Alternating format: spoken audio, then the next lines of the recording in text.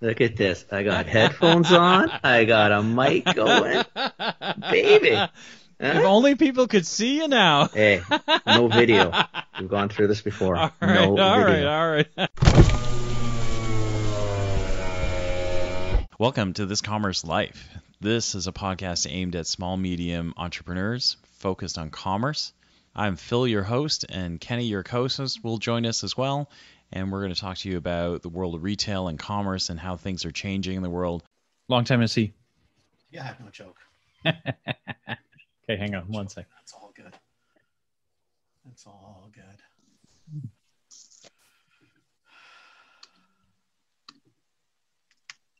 Guys, Hey. How's it going? how's it going? Good. Another day in paradise or something like that. Kenny, move the mic closer. Okay, how's that? Oh, yeah, I didn't mean that I wanted you louder, but you got to be louder. You tell me what you want, Phil. I'll do whatever you tell me to do. As per usual. I think this is like Phil my wants. third meeting with Kenny today. So No shit. Jesus. That's awesome. Does anyone else join in, by the way?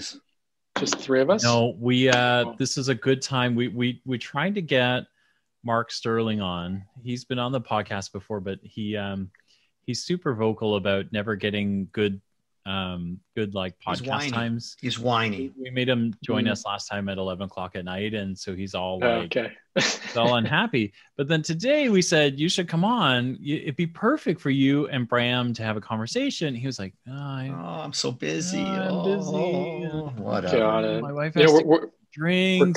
covering his category. We're We doing are. vitamins, minerals, and supplements every week. Yeah, so I was looking forward to chatting with him. But Yeah, we were Yeah, too. But We were too.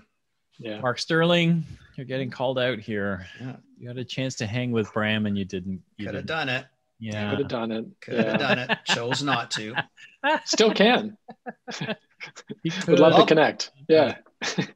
So we were talking about that. I think there might be a way to do it outside of the podcast for sure. Yeah. But I get I think because Phil and I are involved sort of in the side and we understand the concepts. We just want to hear, I guess, more of where you're going, what's going on since last. Yeah, totally. And maybe how we can use this in different formats. By the way, I love the way you guys roll, but are we live on the podcast already? Yes, started? we are. Okay, We're cool. recording Awesome. already. Excellent. Yeah. Yeah. No, we're Yeah. not going to rip Mark apart. No, I figured. On Yeah. recorded. We That'd don't be waste stupid. all that effort No. without it being recorded. That's not going to happen. No. Make this recorded. Well, no, it's good to catch up. You know, startup time is it's like dog years. So since we last talked, it's like so much has happened. And yeah, thanks for having me on. And Yeah. just excited to share a little more. Yeah. I'm looking forward to see what the hell you're doing, like where it's gone. So for listeners, we've got Bram on. Bram was on here probably, I want to say 6 months ago, maybe. And we were talking about Shelfgram. And this is the app that folks are taking pictures of planograms like when they're in store, and then there's I really like it. I've used it a bunch of times. I find, well, I live in Ontario, so now that things are opening up, I find myself using it more. But it's the ability to be able to take pictures, track what's happening, be able to dissect and see what brands are doing, what facings look like. So there's a lot in there. But Bram's come back on. He and I connected a little while ago, and he had some new stuff. So we thought this would be a great moment. One, because if you live in Canada, like stores are starting to open up again, thank goodness. So it's a good time to figure out what's happening in stores and where your product is or not. Consider you guys have in Ontario, you guys haven't seen stores in months. Mm-hmm. Like we haven't closed Yeah. in BC, right? So we've been a little luckier than you. Yeah. And you guys are still having problems. Like Mark said today, like Kitchener, Waterloo, Cambridge is spiking again or some stupid thing. Oh, really? I didn't know that. Yeah. Yeah, the COVID thing has been really interesting because it's definitely made doing physical store checks harder. But even if you can go to stores, most people are only seeing the few stores around the corner from where they live and work. And if I'm in Ontario and I'm selling in the London drugs, it's kind of hard to do a store check in BC. It's not going to happen. Yeah, right. Yeah. Or to see kind of what happened last year. And so the idea behind the virtual store check is not only can you fly around the world, but you can also go back in time, which is pretty cool. It's pretty cool. All right. So the floor is yours. I only have one question for you. Have you moved yet? Because last time I talked to you, you were in the process of moving and you were stuck at either your parents' house or the in-laws' house. Yeah, the latter. Okay. So next week is kind of the plan. Wow. All right.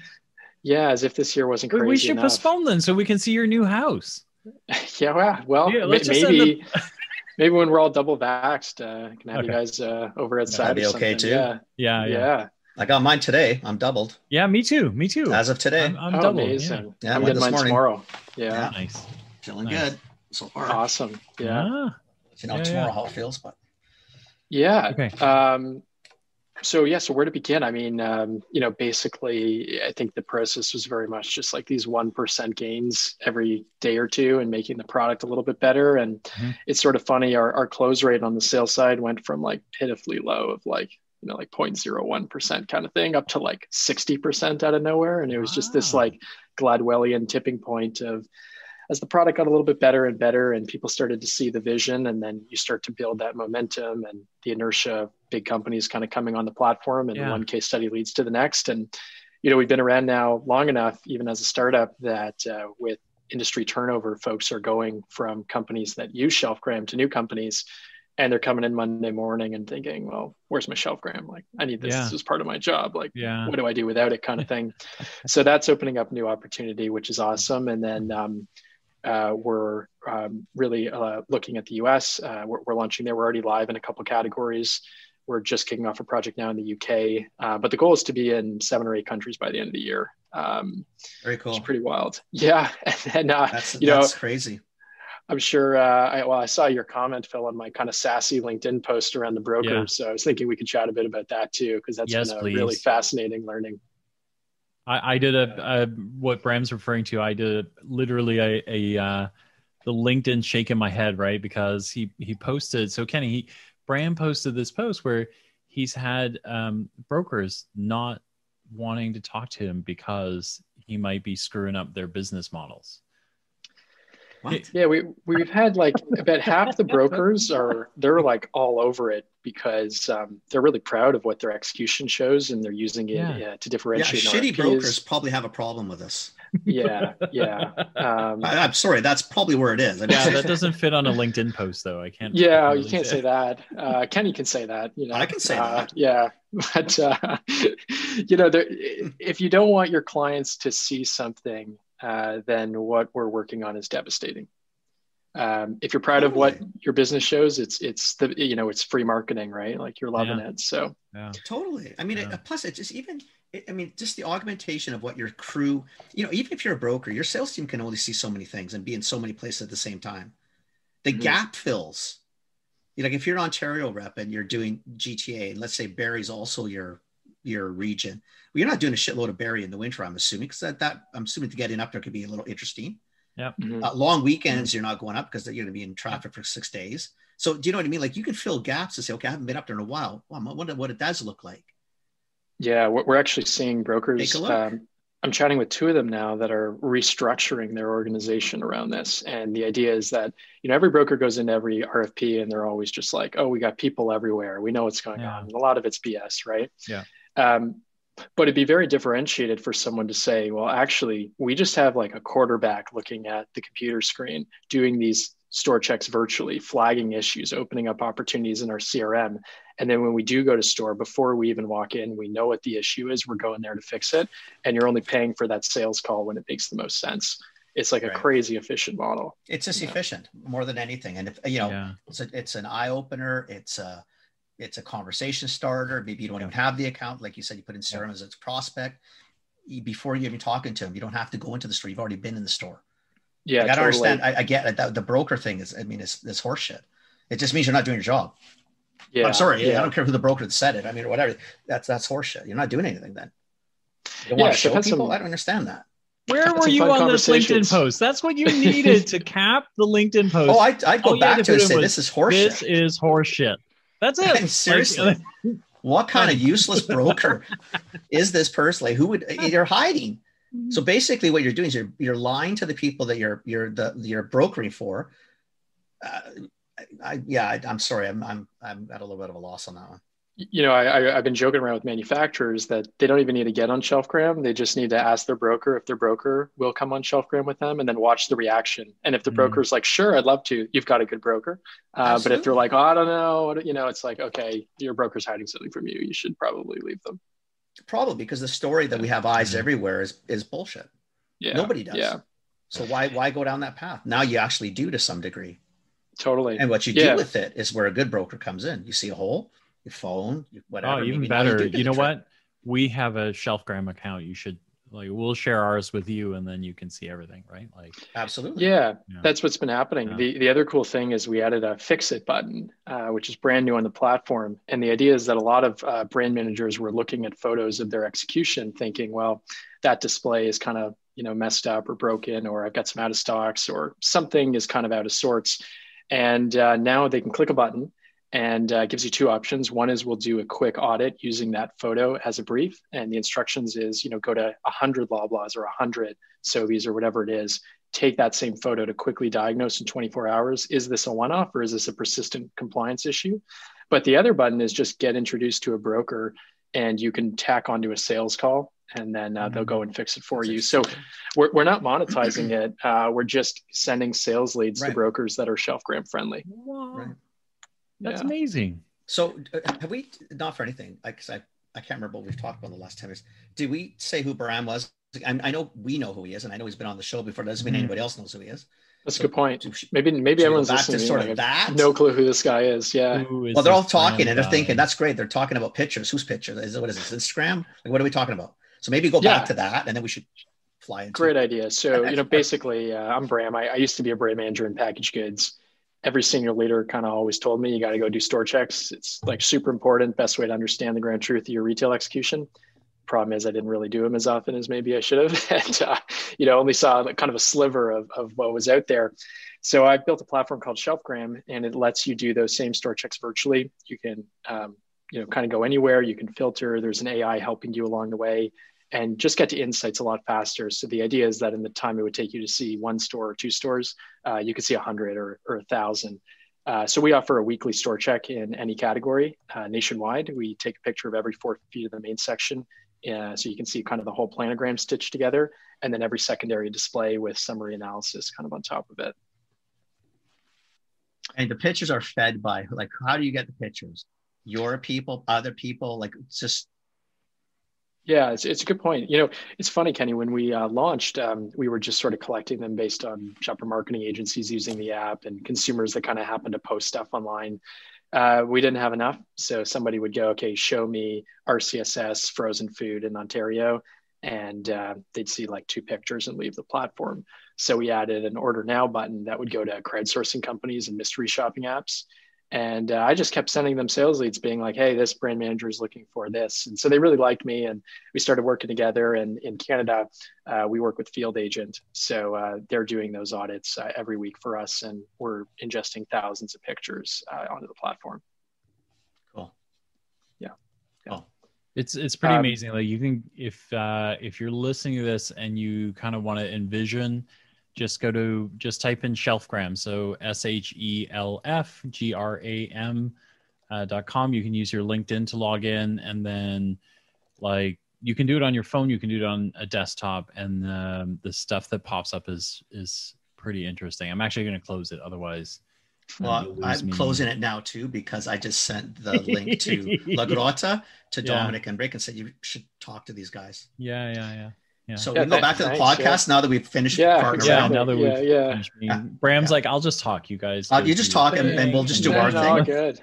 Send us to this person, send to that person.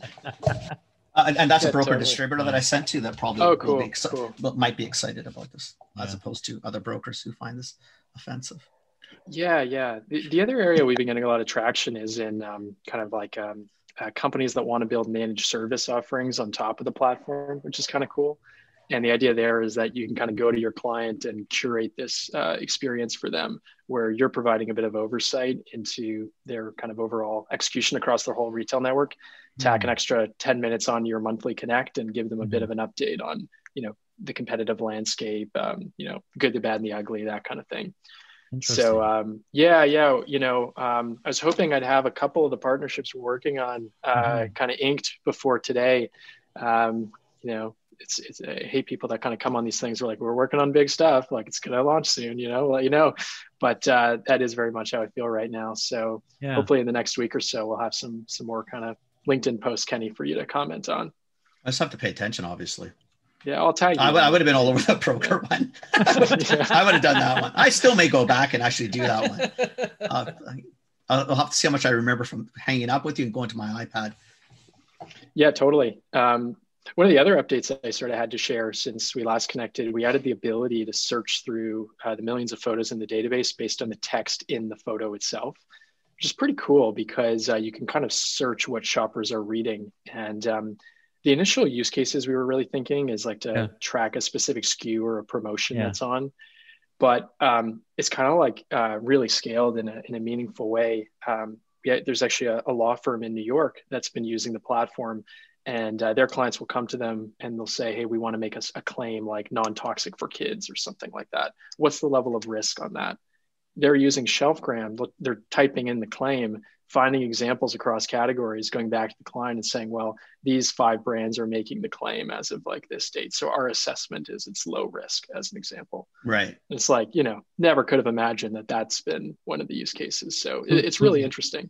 And that's kind of huge, right? Like, so one of the conversations that I've been having with a brand is, they're natural and non-GMO.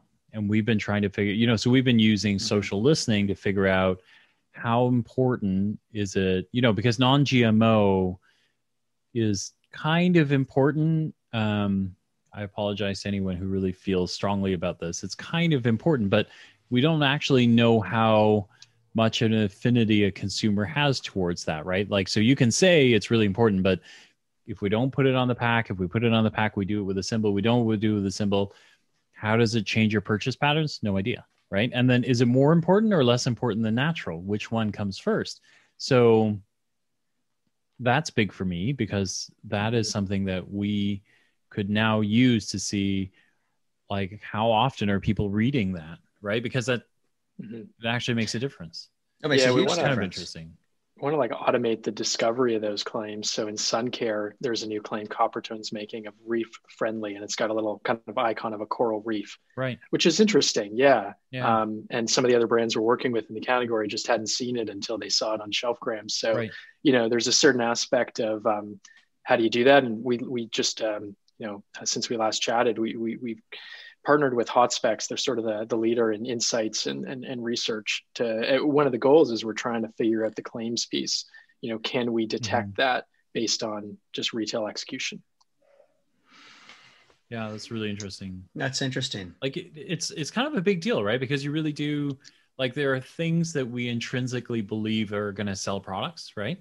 But then you don't know, right? Like you just don't, like, you put it on there because you think it's important, but are they actually looking at it? Like, this gives us the ability to figure that out, right?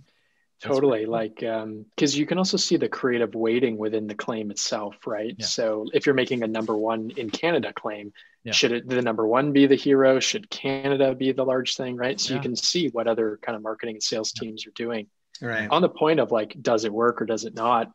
Some of these managed service companies are, they do like category management and that sort of thing. A lot of them have POS data. So one of the things we're just starting to work on is, could we show you a feed of your top 10 performing stores and then a feed of your bottom 10 performing stores?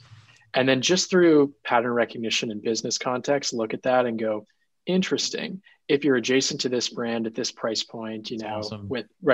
Sales go up like 5 points. Avoid these pitfalls. Okay, here's your business plan. Like, go. It's that simple. Has Nielsen tried to like buy you out yet? I feel like it's you say that, but I feel there's something.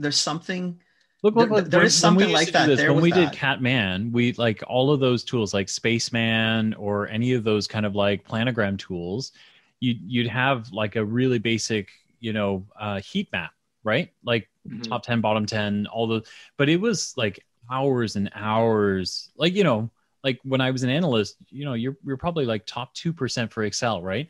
And even then it was like top, like maybe 5 hours of work of just like importing and then like, you know, making sure all the formulas ran right and then loading that crap into Spaceman, hoping it didn't crash on you. And then maybe you could run stuff, right? So, you know, like this is pretty phenomenal. Like you. No, that's pretty, it's pretty, yeah. It's been fun. Yeah, no, so that's been stuff.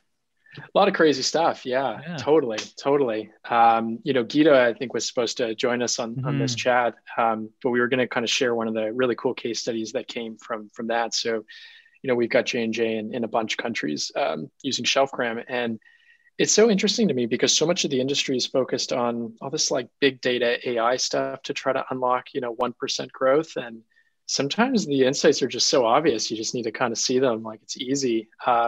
They've got a really cool case study where one of the retailers in Canada challenged them around diabetes care and said, hey, well, you know, you guys are a leader in this space. Can you come with some ideas? And they were able to find an example in Mexico of an 8-foot section there called Control Your Sugar.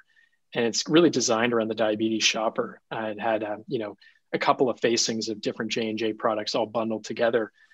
They got in touch with the local Catman team, kind of pulled the files, right? They got the price points, the last 3 years financials, Canadianized it, brought it to the retail, and they're like, here you go, right? And the retailer's obviously never seen this before. It's like easy opportunity for a POG change to unlock millions. Like that's amazing, right? Like that, the old process for that, like that's actually, you know, I did global shopper retail for a while, and it like that was a job. Like someone would throw that at me and I would have to call countries and like figure it out, right? Like you'd wind up burning literally hours and hours and hours on phone calls going, hey, here's what I'm looking for, you know, and then you go country by country or like block by block, right? Like continent by continent to figure that out. So I could do it, but it would probably take me, you know, probably 4 weeks to yeah, exactly. All that, right? Yeah. Exactly. Before I ever figured out whether the data was actually real or anything, it was just me to figure out where. But now you can go to an app and at least get your start there and cut 4 weeks out of your lead times, right? Yeah, you know, Phil, when we were working together, I think that was around the time that TSA came out with new regulations that you couldn't bring stuff onto the plane. And I was working on baby toiletries at the time. And you can sort of imagine mom coming in for a long flight. She's got the baby with her and they take away diaper rash creams or something like that. So, you know, what an opportunity to be selling in the airport channel. But of course, you know, how do you do that? So we were talking with some of the retailers that kind of run that whole space. And it came to my desk of, can you support the sales team and take a look at the slides? Normally, I'd go ahead and do a store check. And it dawned on me, I'm like, I can't. I got to buy a ticket to fly somewhere. Like it cost me $1,000 to do a store check, right? Yeah. But it's like, what if you could have just searched, okay, show me everything in the airport channel, filter baby toiletries. Oh, take a look at that. Okay, in Germany and in Greece and in Brazil, they are selling it. Now let me take a look at what the price points are in grocery or drug or mass, you know, in those markets. Oh, it's a 68% price premium. Got it. Put in the sales deck. Okay, versus our current price point in grocery, drug, you know, mass, our recommended pricing for this is X. Right. And it's validated globally that this is a real insight that, you know, parents are willing to pay for it. So you're at the airport, buddy. What else are you going to do? Yeah, right. Yeah. You know, airport retail is super interesting, because you got some shoppers that are in a rush and some that are just looking to kill time. Like it's just fascinating. But it's, you know, there's just so many new sales stories that are starting to be unlocked once you have a new tool, right, to give you visual intelligence. So so the other way I'm thinking about this, so what do you see as the normal? So let's say I'm a brand, right? And I'm listening to this going, Bram's doing this wicked kick-ass thing. What the hell do I use this for? Like if I'm Mark, if Mark Sterling was here right now, right? And he was, and he's and we're he's a smaller brand. Yeah. I wanted you to qualify that too, Phil, because you know, we're talking J&J. J&J just comes in and whatever, they've got more money to burn than we make. But a smaller company who's under budgetary, you know. So you know, I got some brands, I got some sales reps, you know, I'm trying to make things happen. and here Bram is talking about this cool tool that gives me pictures of like, what's the normal kind of usage patterns? What's kind of the first value that people see? Because I think that might help a lot of these guys going, oh, this is cool, I should check it out, but what do I do with it? Right. Like, you know? Yeah. So there's two ways I'd answer that, right? The first is to list off all the use cases around competitive intelligence monitoring, sales support for buyer meetings, like understanding your execution compliance. Cool. Yeah. I think the more interesting thing is, some of our first users referred to the platform as it's like if Nielsen met Pinterest. And that really helped me think about the business in a new way. All the UX side of everything, the tech, it has to be Pinterest-like fast, responsive, easy to use, right? As an example, we offer unlimited training. Like, remember when I was an ABM, Nielsen put me through like a full day of training. I always reflected that I'm more proficient with like YouTube, and they gave me no training. It's like, you should just offer as much training as possible, get the feedback, make the product better. Yeah. The other side is the Nielsen side. And it's like, if I were to say to you, well, what's Nielsen good for? What's the ROI on Nielsen? Why would you buy Nielsen data? The answer isn't that the answer, right. It's not that it solves a single business problem that is acute. It just helps everything run better. It's just going to help you do everything a bit better. Yeah. And that's a sales challenge that we've got, is that when we sell into companies, it's like, well, what am I going to do with this? And then once they have, they're like, oh, I just use it every day for everything. But it solves like many, many little problems, I think. I think that's the part you have to sell. What do you think of that? Like, I think it's a good way to do it. I think it's visibility. I like that. I obviously I liked Nielsen and I loved Nielsen data, but the problem I always had, Nielsen data was rear view mirror, right? It's already happened. I don't really care what something was 4 weeks ago. And that's great for the trend lines.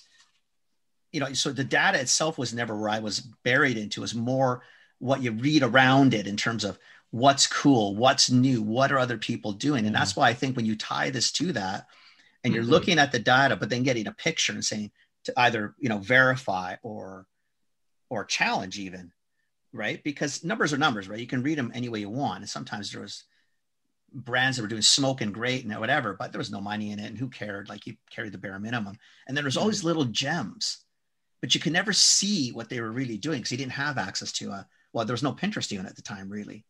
Do you remember, Phil? Like, you couldn't even see. Like, you had to get your teams to go out or somebody to go out and take pictures all over. And it's just so complicated. Now it's like with what you got here, like it's a great marriage between the two. Like, you got some empirical and then you say, hey, give me some visual. Yeah. Every other area that anyone works on, you always have qual and quant, and the sum is greater than the parts. Analyzing your business, which is arguably the most important workflow, it's only quant because no one's had qual until now. Yeah, so exactly. Combine it with your sales data, and it's a weekly service instead of every 4 weeks, right? Like, why settle for averages and historical sales data when you can know what happened like yesterday?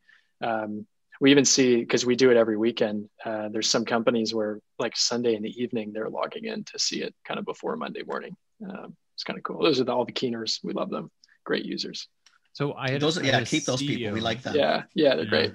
We like those people. I had a CEO tell me that I'm not allowed to share his name because he said he'd kill me if I said it, but he said that sometimes he books store visits because he knows that those areas are really shitty, but he knows that if he goes there and he picks the stores, they get a bump in sales, right? Because they go in and clean up the stores, they tune up. But he said it's still shitty because you never really get to see what like normal life is like.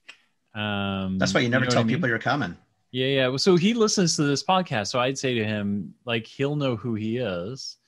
But now you should go to Shelfgram, right? Because you could actually see that every day. Like, you could literally go in there and see what your sets look like without ever stepping into a store. So you actually know, like, just like the brokers, right? Like, now you actually know what's going on, right? So it's interesting. Oh shit. Did I lose you guys?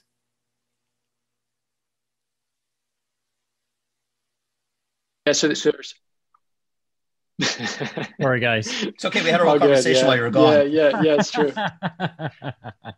Phil, you left us on a cliffhanger. You were like, I would say to him, and then you cut out. So. I think probably what you and I already said, Bram, but let's give Phil his chance. I would just say to him, now you can check on Shelfgram every day, and then you can know which sales teams are lying to you about going into stores, right? Like you actually know what real stores look like. So yeah, totally. I was saying to Kenny on our little break there that getting into rural areas is another opportunity because we can do that. But one of the surprising things has actually been the receptivity from field sales teams. So initially I thought maybe they would see this as exposing some of the problems, but we're now partnered with a number of packaged goods companies that have huge field sales teams, and they've really embraced it basically because they just want to be selling and merchandising and doing that part of the job. That's how they get their bonus. That's what they signed up for, and that's what they like. The tedious stuff of taking pictures and tagging them manually, they don't want to do that. But a big reason why they do it is to kind of prove that they did it, right? It's from a compliance standpoint. Once they know in the background there's a random audit that's happening, you still get that performance of making sure everyone's doing their job, but now you've liberated 10% more time to sell. So sales go up. I don't think there's any negative to it, even if you're a salesperson, because your argument could also be, I mean, you got to remember, like our provinces are fairly large, right? Mm-hmm. I mean, like BC, we only have really the one city, major, you know what I mean? And outside of the Lower Mainland is the rest of the half of the population. But that half lives in a lot of freaking dead space. Yeah. Totally. Like Quebec, like Ontario, like Alberta. Yeah. So you start doing that. So as a sales rep, you're saying to your boss, that's great. I live in Kelowna, right? Or I live in Thunder Bay. Well, I ain't going to the GTA every other day. That's a hike. I ain't seen Ottawa every other day either. I mean, you know what I mean? Like you got to start, it can help them either use the phone better, video platform, whatever the selling tool is, but also could show uppers that, territories are too large, maybe via distance or store count, et cetera. So there's a lot of shit that can come out of that too, right? Yeah, it's funny, when we initially designed the mobile app, we just kind of looked at other platforms out there and built something. And then we started to get feedback from folks in the field. And the reality is if you're building a display and then doing something else, the phone kind of keeps going back into your pocket. So the way our app now works is you just from the lock screen, tap the camera icon and just take pictures like you normally would, because every phone makes that really fast and easy. And then asynchronously, when you're, back, at the car or at the desk or whatever, even months later, you can bulk upload all those photos at once. Right. Yeah, I noticed that too, because I was in Ottawa last weekend and I took a couple of pictures at a Rexall, and I realized that too, because at first I thought I hadn't been in there in a bit, because I hadn't been in stores, right? So I was like, where's the picture feature? And then I realized, exactly. Okay, I got it. So it's really cool though. I like it. Yeah, it was feedback from Unilever is great. I really appreciated that. Yeah. So which makes sense though. You've got a lot of big brands on here now. Yeah. And a lot of them are wanting to work with us in the US and kind of beyond. That's awesome. It's been great. Yeah. It's kind of just overwhelming how fast it's moving. That's the nature of startup though, I guess. I think you're being really humble. It's a Bram thing to be this humble. Yeah. But you know what? I don't know, Phil, I don't count anything until there's money in the bank, right? Everything else is just all speculation. So fair enough. Fair enough. But you're doing a good thing. I think this is really cool. The evidence is clearly in, because these are big companies, but they don't move fast and they don't take to new innovation really that well, to be honest, right? They either take an esoteric shit, Phil, that nobody cares about, and then all the sales and marketing team just looks, okay, well, that was a stupid idea. Why we wasted all that time on that idea? And then you get ideas like this where typically they don't see the value. You're thinking, buddy, this is shit we need. Yeah, usually you get pockets of people, that, right? They work on it. Yeah. I mean, so for them to actually see it is pretty cool, Bram, because it is very cool. Pictures tell a lot of story. They really do. You can see a lot of stuff from a picture. But the problem in the old days, where were they? Well, that's exactly what I was going to say, Kenny, is we're not really changing any behavior. Store checks have been around since the dawn of the industry. So is Google Images. I can say type in, box crackers, Vancouver, Google Images, but they're not organized in any manner. It's a shit show to figure out what I'm looking at. Yeah, that's totally what I want. Yeah, exactly. So that's been cool. And then, it's really just about figuring out, I guess, what we want to be when we grow up as a company and where it's going to go. But, Phil, you know this about me, delusional millennial. So want to make impact globally, and yeah, we'll see what happens. Yeah, carbon footprint on this I don't one, buddy. think think that you qualify. You might qualify as a millennial, but I don't think delusional fits in that description. No, I think this is a smart play for a lot of reasons. Just the amount of time we all have reps in areas that probably are not the most productive to be in, but they have to be there because someone wants a visit or a body on it, and they probably could go maybe less frequently, or maybe it's required more frequently. It doesn't matter. Yeah. This has got value. One thing I want to ask you, sorry guys, on the tag on pictures. So whose tags like, let's say I don't tag much on the picture. Yeah. I shoot the picture and I don't know, wherever I post it, I don't give you a shitload of detail. Are you guys then going in and like once it's in your repository, you retagging to try to give some continuity? So when I am searching that, I'm searching your terms. Like I'm getting used to your lingo, like Nielsen did, right? Where we all start talking. Can I give you a user answer and then Bram can fix it after? Sure. So when I took the Rexall pictures, right? I went into Rexall, I took some pictures, and then I uploaded them, and then sure enough, right? Because I was in the store, I had to buy some stuff, so I took pictures, I left, I uploaded, and then when I came back later, because I wanted to share them, right? I shared with you some of the pictures, Kenny, and then I realized that already the system had figured out some of the brands in it, but the one brand that I was after was on a lower shelf and it was quite obscure, but it was the one I was after. So then I could go in and tag it. I think I tagged it myself with the proper brand name as well. So that way, when I sent it to you, it was tagged with the right. So I think you can do what you were looking for. So I think it's a system and a user thing, right? From what I can see, right? Which is super cool. Because then, I'm not missing anything out of the photo now. Is that kind of, sort of? Yeah, like we're, at the scale, like the tens of thousands of photos, it's impossible to do it manually. So we definitely let users tag it because they're brands that just aren't in the database yet. We don't know them. Yeah, but everything else is automated. We've got it down to within about 7 seconds of the upload that the AIs kind of go through it and get everything tagged. Which has been really cool. And it keeps getting better as it gets to learn categories and learn brands and that kind of thing. Right. Yeah. And, something else I was going to say, Kenny, I think you sort of briefly mentioned carbon footprint. It got me thinking just about the kind of unintentional social impact that we're having. But as this continues to grow, all the crowdsourcing we're doing and the folks that are taking the photos are mostly just like normal kind of blue collar people going to shop for groceries. And it's a great way to help them kind of afford their basket. So they see it as an alternative to couponing. It's like I could search and find a coupon or take a couple of pictures of a Gillette display kind of thing. And we're saving a lot of people a lot of money on their groceries, which is kind of unintended, but super cool, I think. Yeah. That's how we get all the photos. Yeah. Yeah. So they're taking pictures and then send them to you and then they're getting. Yeah. So the business model is that, let's say it's Sunday, you go out to a grocery store to do your normal grocery shop. You can jump onto apps like Field Agent and complete some tasks for us, take a few pictures of displays, that kind of thing, and you'll get cash back immediately. So it ends up, we're just kind of subsidizing trips to the retailer, which is sort of cool. Yeah, I mean, you're going to be there anyway. What the hell, right? Yeah, totally. Yeah. I didn't even think of that at all, but that's really cool. Cool. That's a smart way to do it. I mean, because if you're if you're a vendor, you're walking through those sets.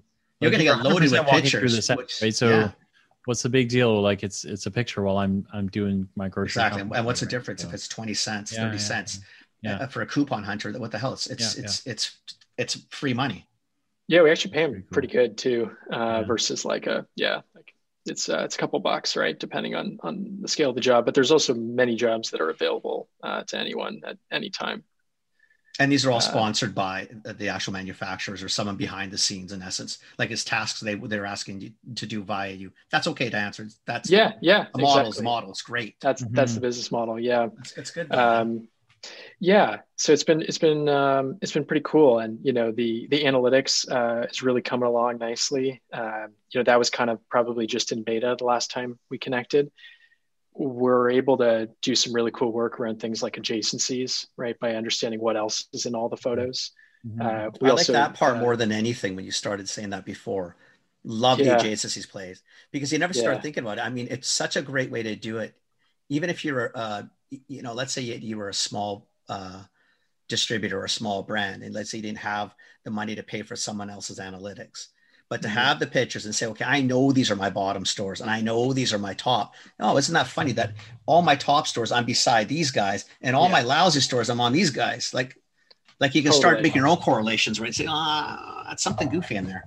There's a bunch of companies on our platform that like probably couldn't even afford a conversation with Nielsen, most. Honestly, 100%. So most. Unless you have a nice big logo that's in multi countries, Nielsen is great. Nielsen's super expensive. Spins is expensive. IRI is expensive. Oh yeah, totally. All that data. But this is such a, again, you may not get market numbers, but at least you get your numbers. And if you will take a little bit of time, you can start looking at pictures and numbers and start making a story, which is all you're going to do with Nielsen anyway.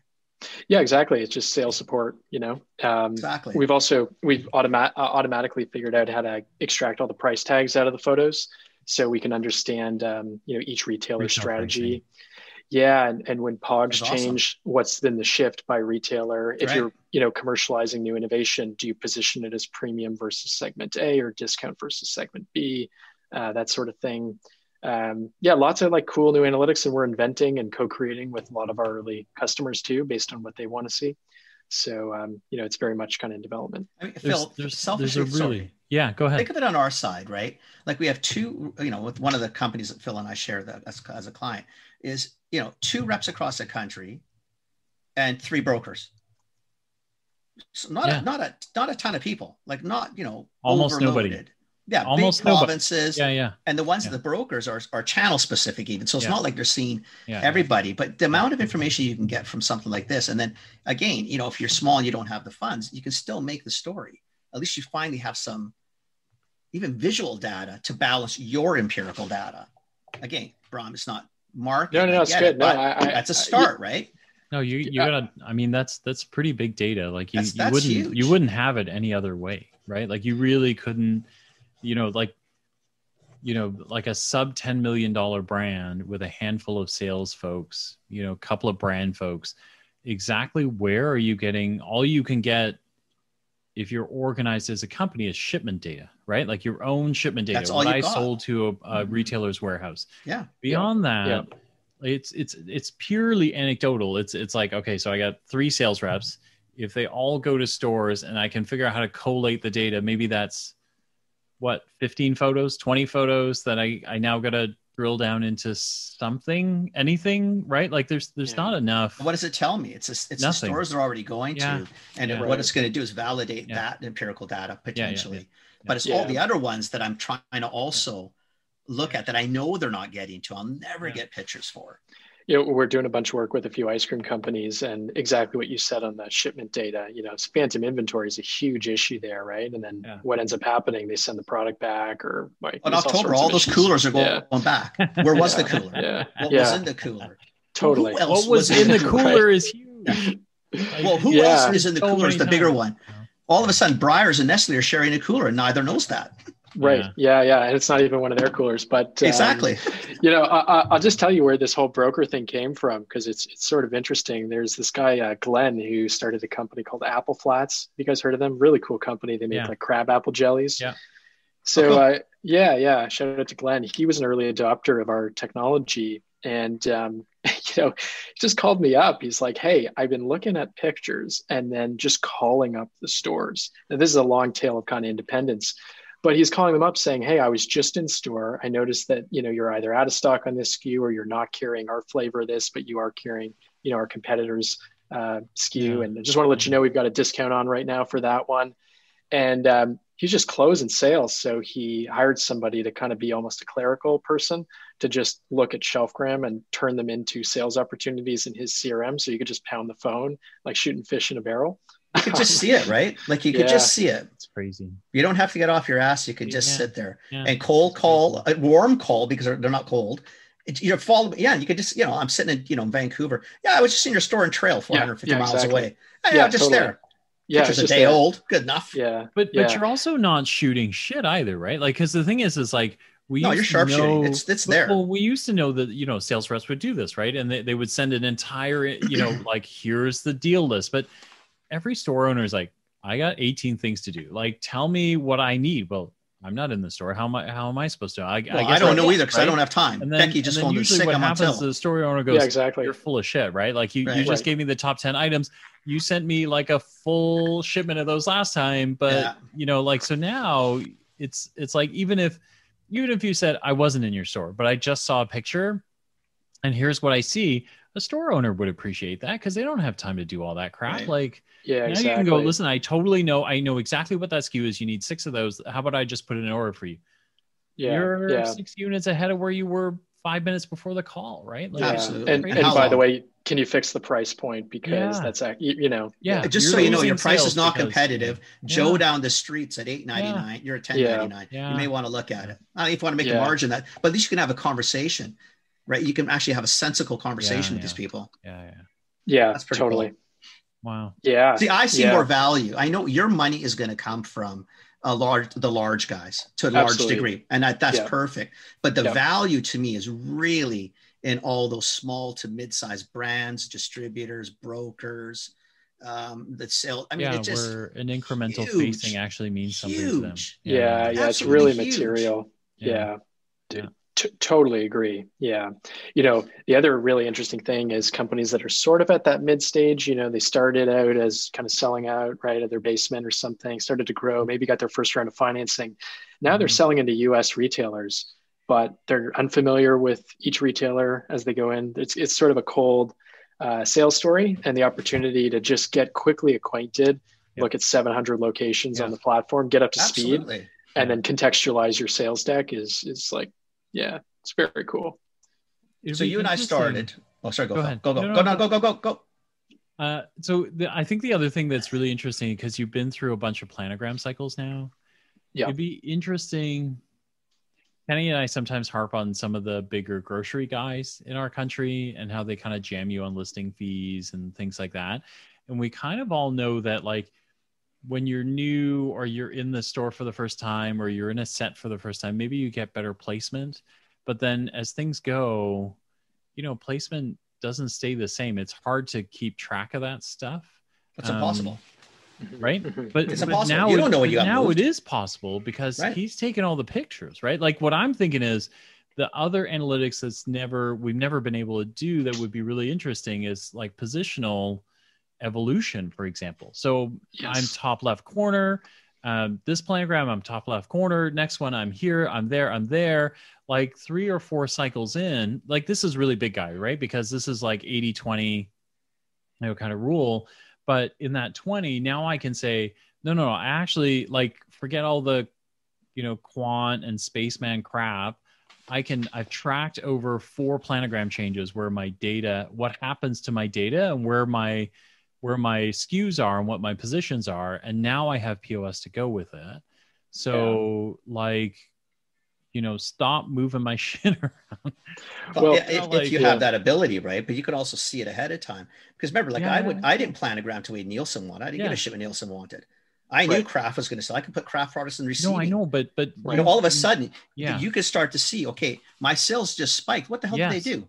Yeah, my sales started tanking. Because usually, it's like small brands start on the top and bottom shelf, and then work the way to the centers. They become profitable, more exciting. And let's say that's where we want to focus as a retailer.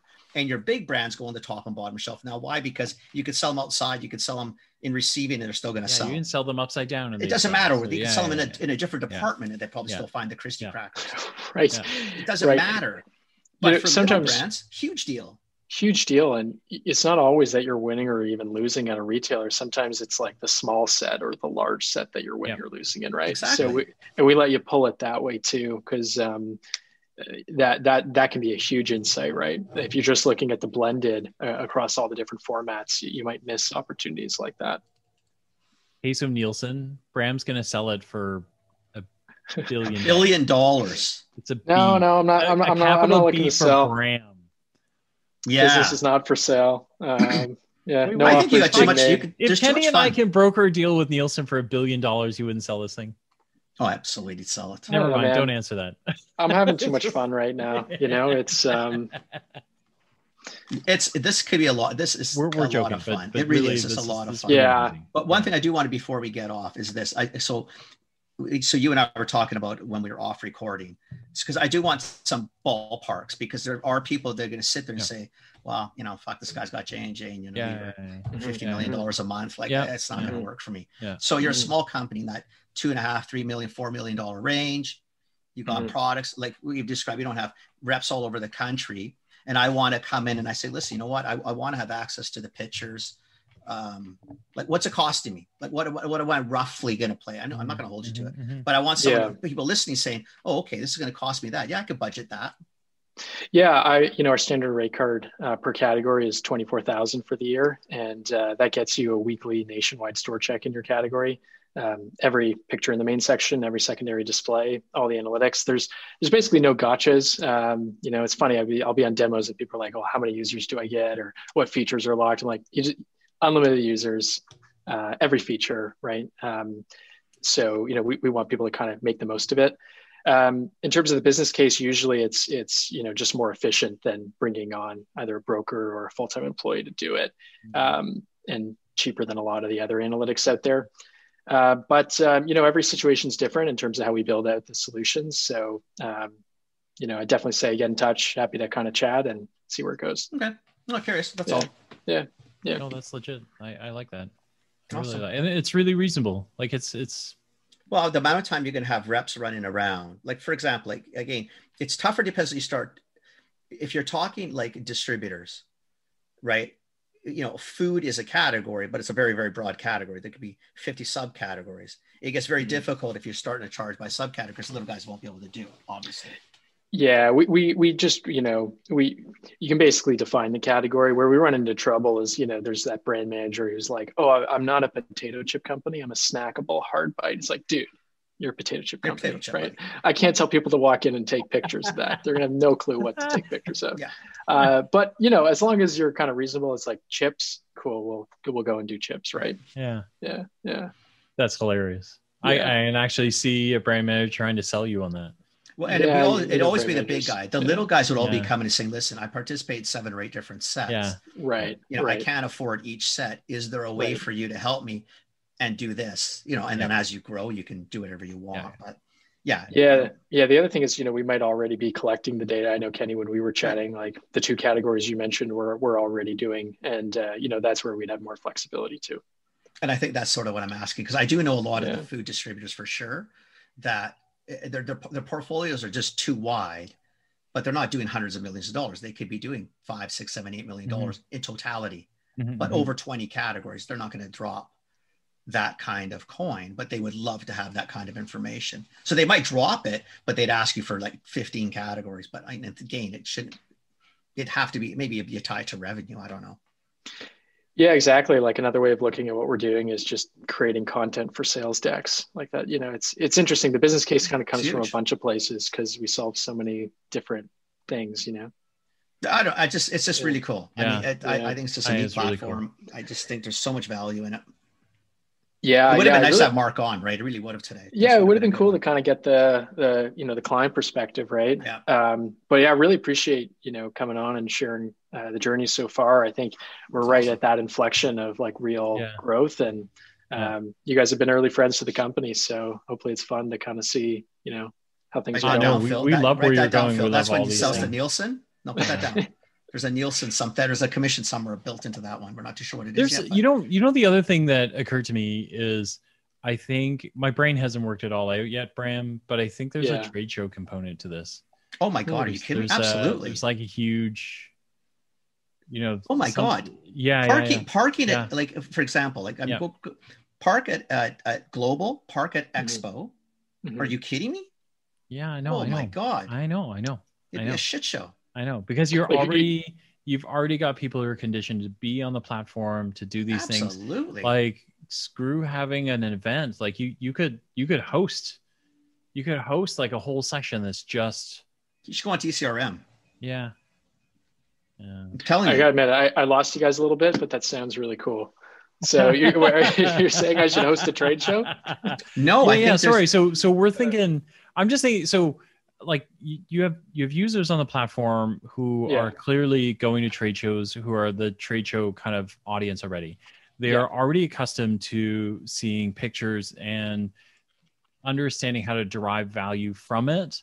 To me, I just wonder if there's not a permanent trade show-ish quality in here where like a new company, let's say it's Kenny and Phil's Tabasco sauce, right? And we put up a booth inside Shelfgram. All of a sudden you've got the ability now for people who are already inclined to, like, because you can do the things that you attempt to do at trade shows, which is merchandise properly. You want people to understand what it might look like on shelf. You want to, all of it's in the visuals. None of it is in the talking, right? So now all of a sudden you can do that. You can, if you had a section for that, if I'm a buyer and I'm in there anyway, now there's another place for me to just have a peek and see.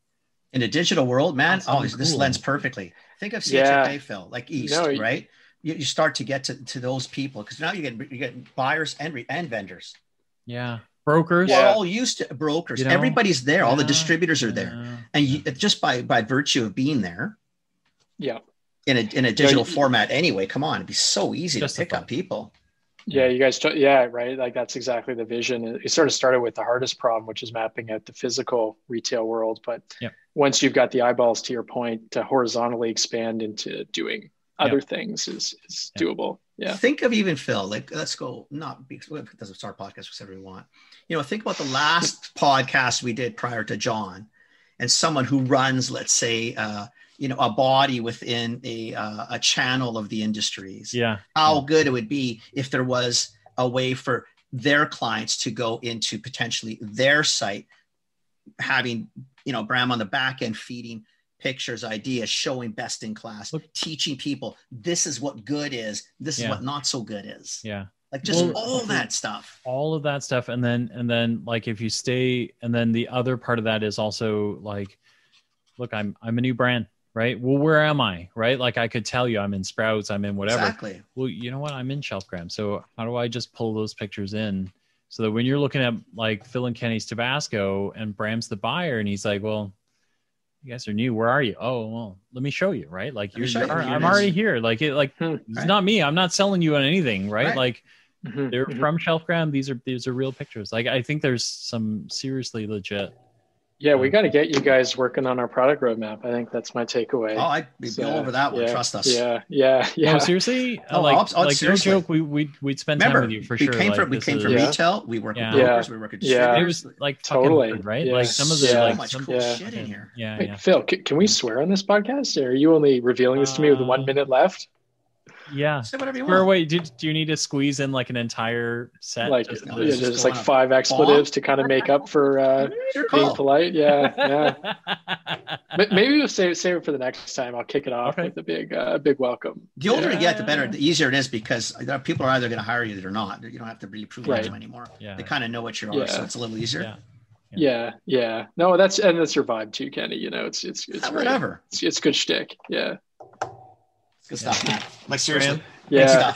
Awesome. Awesome. Yeah. Really thanks, guys. Good job, man. Congratulations. Cool. It's looking cool. Yeah. Awesome. Thanks, dude. Okay. Phil, stay on. Bram, take it easy, man. Catch you later, guys. Okay. Ciao. Bye. See ya. Bye.